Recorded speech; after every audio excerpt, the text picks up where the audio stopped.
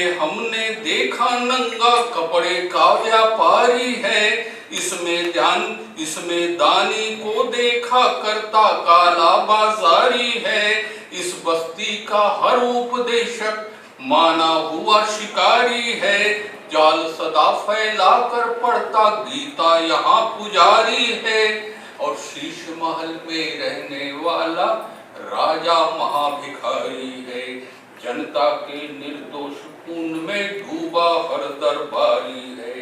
इनका बस जो चले घर भर गोंदा फूल के माला और जय हिंद के नारा हो, घर भर गोंदा फूल के माला और जय हिंद के नारा हो।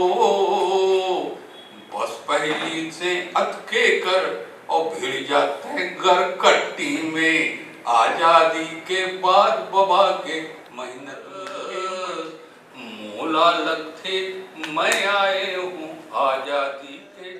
सम्मेलन 2 दिवसीय दलित साहित्य सम्मेलन हमने करवाया। तो दलित साहित्य सम्मेलन का मुख्य उद्देश्य था कि जो एक दलित साहित्यकार है उनको एक मंच उपलब्ध कराना था जो रायपुर छत्तीसगढ़ के हैं। साथ ही हमारे एक दलित जो साहित्य है बहुत ही विस्तृत है, जिनको उचित स्थान नहीं मिल पाया और एक अच्छे हमारे दलित साहित्यकार लोग भी देश में मौजूद हैं, उनको जगह नहीं मिल पाई। तो हमारा ये उद्देश्य था कि उनको सुने, उनसे प्रेरणा लेकर हमारे लोग आगे आएँ और कहीं ना कहीं जो एक अम्बेडकर फुले विचारधारा है, जो कि एक मानवतावादी विचारधारा, समानतावादी विचारधारा है, उसके जो लेखक हैं, कई लोग जो समाज में जो विद्रोह किया है, इस सामाजिक व्यवस्था के खिलाफ विद्रोह किया है, सतत लिखते आए हैं, उनको सुनना, पढ़ना, समझना और मानवतावादी समाज की स्थापना करना, यही हमारा उद्देश्य है।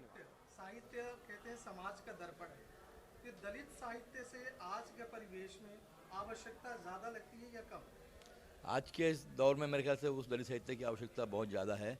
वो इसलिए ज़्यादा है कि आज भी हम देखते हैं कि आज़ादी के 75 साल के बाद भी इस देश के अंदर के दलित बहुजनों का जो जनजीवन है, उसकी जो हालत है, उनकी जो दुख दर्द है, वो जिस तरह से साहित्य के अंदर, जिस तरह के पूरे मीडिया के अंदर लोगों के सामने आना चाहिए, वो आता नहीं है। आज भी इस साहित्य के ऊपर ब्राह्मणवादियों का बहुत बड़ा वर्चस्व है।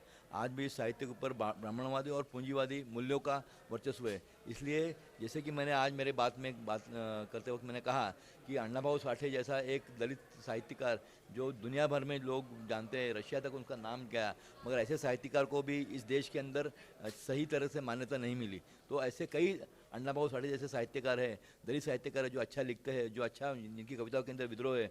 नामदेव ढसाल जैसा जो साहित्यिक, जिसको साहित्य अकादमी ने जीवन गौरव करके पुरस्कार दिया गया, मगर उसको भी सही मान्यता कभी मिली नहीं गई।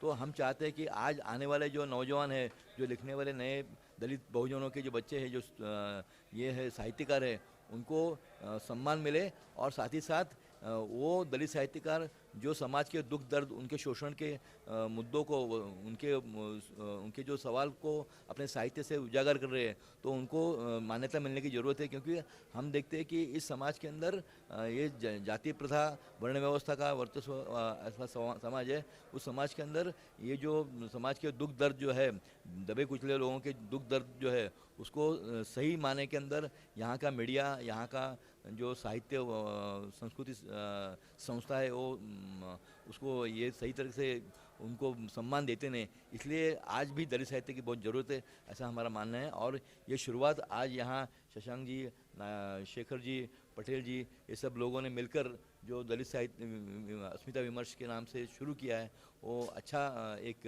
पहल है। और उस पहल को हम आने वाले दिनों के अंदर भी जो हमारा सहयोग है, वो जरूर सहयोग रहेंगे। और दलित साहित्य ये छत्तीसगढ़ के नहीं तो पूरे देश भर के अंदर फैलना चाहिए, ऐसा मेरा खुद का मानना है। मेरा नाम सुबोध मोरे, मैं मुंबई से हूँ और विद्रोही साहित्य सम्मेलन का एक संस्थापक रहा हूँ तथा विद्रोही साहित्य सम्मेलन का राज्य का सचिव करके भी काम कर रहा हूँ। और देश के विभिन्न पत्रिकाओं के अंदर मेरा लेखन प्रकाशित होता है। और बाकी कुछ किताबें भी मैं अभी अण्णाभाऊ साठे की पे मेरी लंबी किताब जल्दी आने वाली है। धन्यवाद। सम्मेलन के लिए